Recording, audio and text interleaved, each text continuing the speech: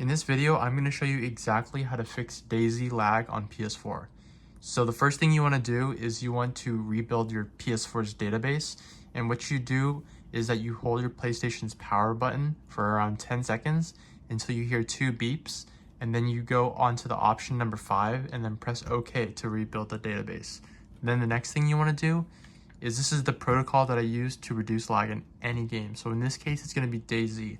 So for DayZ, you want to go to the friends, and then you want to make sure that your friends list is cleared, and this will guarantee that you will have no extra processing lag. I know that's not ideal for a lot of people, but if you don't want to remove a lot of your friends or remove friends, just ignore this part. So the next part for pressing the friends button is that there's a notification that appears in your notifications tab.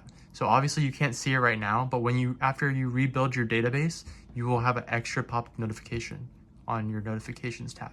Then what you want to do is you want to delete all of your notifications.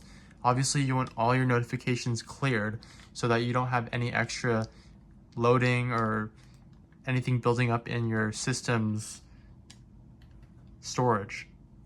So uploads, you want to make sure there's none, right? Because you might download some games and upload stuff on YouTube and you might not delete it. So you have to make sure you delete those things because that'll clear up a lot of your system storage.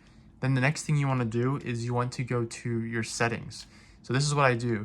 I go to devices and then I go to Bluetooth devices, and then on the DualShock 4, you want to disconnect it. And then once you disconnect it, then you want to unplug your PlayStation's wire, right? So usually I use Bluetooth and then I put the wire in to charge it. So that's the best for input lag, guys. And then the next step is you want to unplug your controller's wire and then plug it back in and then hold your PlayStation button to reconnect it, right? And then what that does is that it gives your controller the lowest input lag because you restarted its system. Next thing you want to do is you want to go to audio devices, and then you want to make sure your headset or whatever device you're using is connected and it's matching. So both those things are matching. And the reason why you want to do that is because my thing doesn't automatically connect and matches it. So I have to manually do it every time I open up my PlayStation. So that might be tedious, but it's the best for input lag. And the next thing you want to do is you want to go to accessibility. Then you want to press the invert colors and then toggle it off. And then what that does is it resets your graphics, your GPU, and your PlayStation. And after that, I go to trophies, and then I go all the way down to the game, like DayZ or whatever. Let's just say this game is DayZ, right? You want to press the options button on your PlayStation controller, and then you want to press sync with PlayStation Network.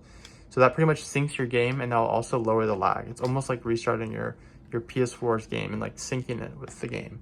And then the next thing you want to do is you want to go to your internet browser, right? And then you want to press your options button on the PS4. You want to go to, close the window, right? I meant to press browsing history. Make sure there's none, guys, because that's going to be eating away on your PlayStation's memory. Then the next thing you want to do is go to settings, and you want to copy everything I have here. This is the best. And then you want to delete the cookies, right? You want to clear website data. That will significantly lower your lag. You'll definitely notice a difference. Once you go back into DayZ, it's going to be a lot smoother, guys. So hope you guys try that out and let me know what changes you guys saw in the comments. Thanks.